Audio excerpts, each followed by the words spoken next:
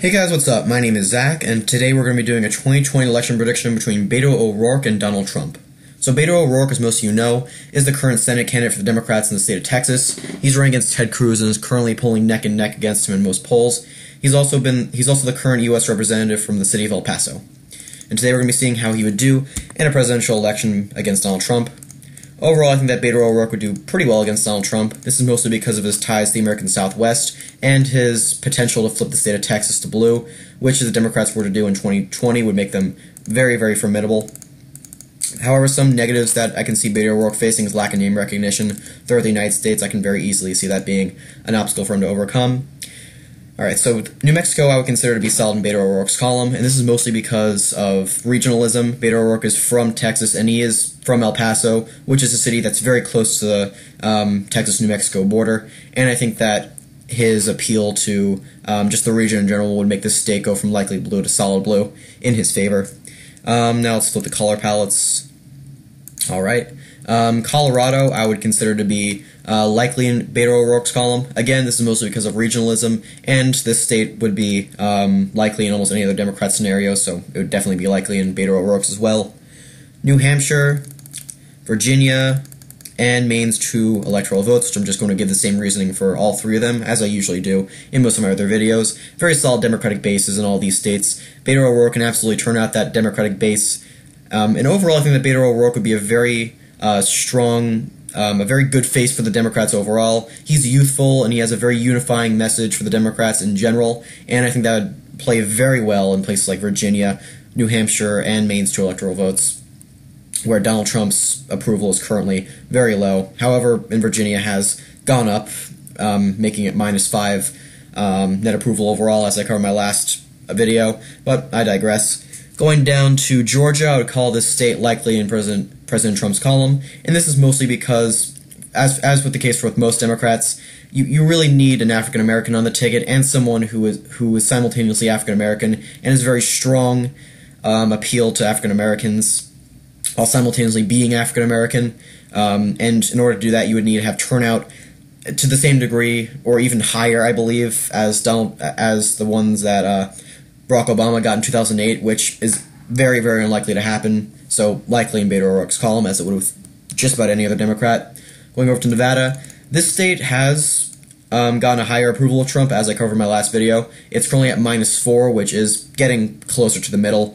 However, Beto O'Rourke is from the region, and he will have very strong appeal to voters in these states. And I know that Beto O'Rourke isn't Hispanic. However, I do believe he has strong Hispanic appeal, and it's not just because of his first name, which I do realize he changed to have stronger appeal to Hispanics for the most part. But overall, I think that as a Democrat from Texas, he would have strong appeal to Hispanics in general, and that would absolutely apply to the state of Nevada as well. Going over to Minnesota, I would call this state likely in Beto O'Rourke's column. We've seen Donald Trump's approval dip even more in this state in general, and Beto O'Rourke can absolutely turn out progressives in the state. I can see happening. And me personally, as a progressive, I would not consider Beto O'Rourke to be progressive. However, the media has been referring to him as progressive, and well, just to put it this way, I mean, for Texas, he is definitely a progressive, because you would assume that as a Democrat in Texas, you would run as a conservative Democrat. However, Beto O'Rourke has not been doing this. He's been running just as your run-of-the-mill Democrat, calling for the impeachment of Trump, which has been surprising to most people. And in general, I think that given his political ideology and given his reputation in general, he would do very well in the state of Minnesota, where he can turn out progressives, moderate Democrats alike, and maybe some moderate Republicans. Going over to Michigan, I would put the state likely in Beto O'Rourke's column. In general, I can see Beto O'Rourke doing very well throughout the Rust Belt, and this is mostly because I think that Texas Democrats in general, I think, could do very well in the Rust Belt, because I think that their values as Texas Democrats do go hand in hand with those of Rust Belt voters, and especially moderate Republicans and moderate Democrats alike would definitely go to Beto O'Rourke, and I could see that being a big factor in states such as Minnesota and Michigan.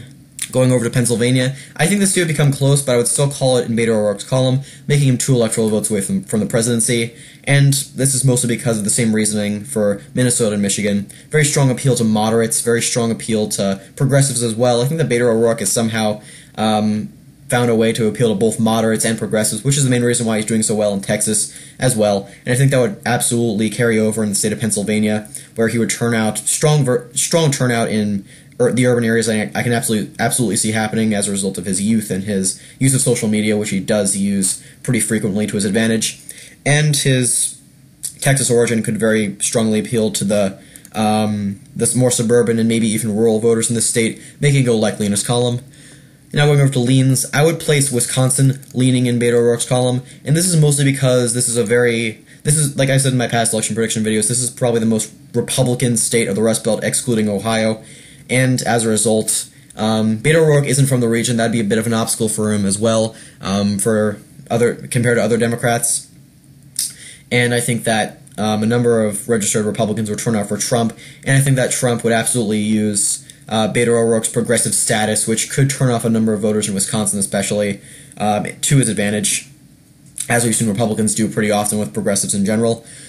Going down to North Carolina, I would call this state leaning in Trump's column. We've seen his approval go up in this state from 0-50-50 split net approval to +2, and overall it's been leaning in his column in terms of approval throughout the course of the year. Beto O'Rourke, I think, could appeal very strongly to moderate Republicans and the whatever Democratic base does exist in this state, but that wouldn't be enough to flip the state. I think he would also need to have substantial African-American turnout, and I don't see that happening in the case of Beto O'Rourke. Going up to Maine 2nd, I would call this district leaning in Trump's column. I think that Beto O'Rourke would have a disadvantage up here, mostly because he isn't from the region, and he would not be able to campaign significantly well in Maine 2nd in general. And I think that'd be, and this district also went to Trump pretty solidly in 2016, and I think there is a very large Trump base in Maine 2nd, so leaning in Trump's column. Going over to Iowa, I think it'll be close. I think that Beto O'Rourke's appeal to moderates will be a factor, but in the end I think it will be leaning in Trump's column. And I know that the tariffs will be a significant factor, even in 2020. Well, maybe not significant in 2020, but I think it will be a factor regardless. But I think that Trump, at the end of the day, would have stronger just farmer and rural appeal compared to Beto O'Rourke would. And just like in the case of Wisconsin, I think that Trump would use Beto O'Rourke's progressive status against him, comparing him to being a socialist, as many Republicans often do.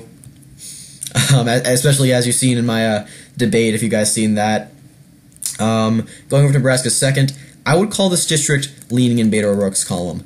And this is mainly because of the very low approval we've seen coming from this district, especially after the most recent approval ratings we've seen, which I covered in my last video.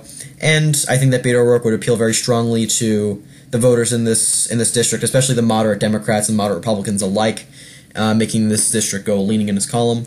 Going down to Florida, I would call this state leaning in Beto O'Rourke's column, and this is chiefly because of his moderate Hispanic appeal. I don't think that Beto O'Rourke would have as strong Hispanic appeal as someone who actually is Hispanic would, like Julian Castro, but I do believe that his Hispanic appeal is stronger than, say, just your typical Democrat, and that'd be a big factor in Florida regardless, along with Trump's low approval in Florida, which may or may not be an outlier. I still have to wait on more approval polls from Florida in the following months in order to start to call this state more Democratic. But still, I think that Beto O'Rourke would do pretty well in the state of Florida. Going over to Ohio, I would call this state leaning in Trump's. Sorry, I would call this state leaning in Trump's column. Jeez, all right, there we go. I would call this state leaning in Trump's column.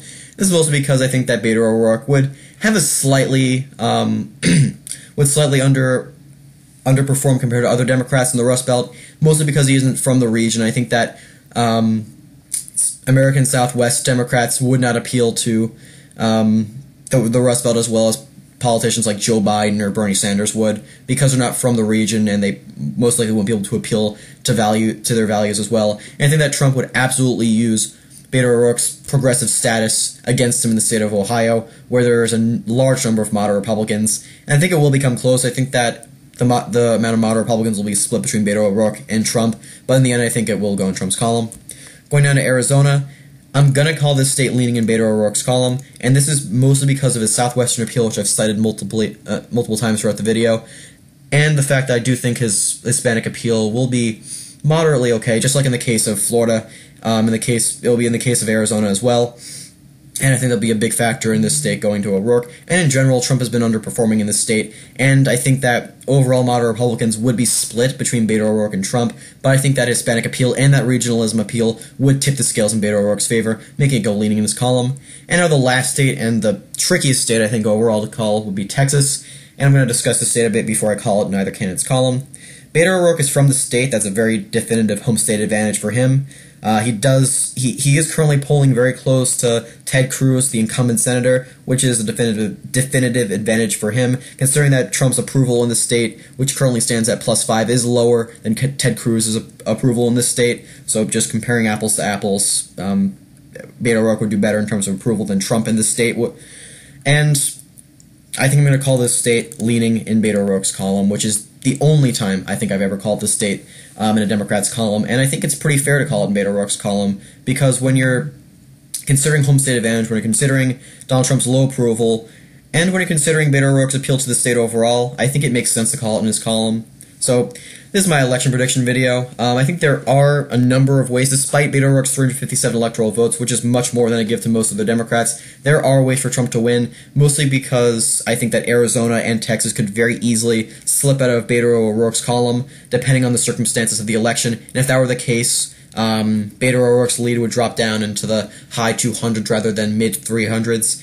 Florida I can also see flipping from Beto O'Rourke to Trump, which in that case I think that Beto O'Rourke would lose the election completely, in Wisconsin as well. So it's unlikely for Trump to win both Arizona and Texas and Florida, but if he were to, which is I think there's a chance of in this scenario, then he would win. So although it looks like Beto O'Rourke has a very strong advantage over Trump, it's really not as big as you think it would be. Just looking at this very pale bar right here, if this pale bar were to be completely filled up by a red, because this is the closest bar there is, Trump would win by a narrow margin.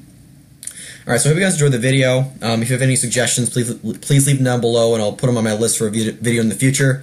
I'm sorry about my voice, it's allergy season, and I'm getting a bit of a scratchy throat. Hopefully it doesn't affect my videos in the future, but yeah, who knows. But yeah, if you guys enjoyed the video, please leave a like, subscribe, share, comment. It's the only way for small channels like mine to grow. I hope you guys have a great day, and yeah, I'll see you in the next video. Bye.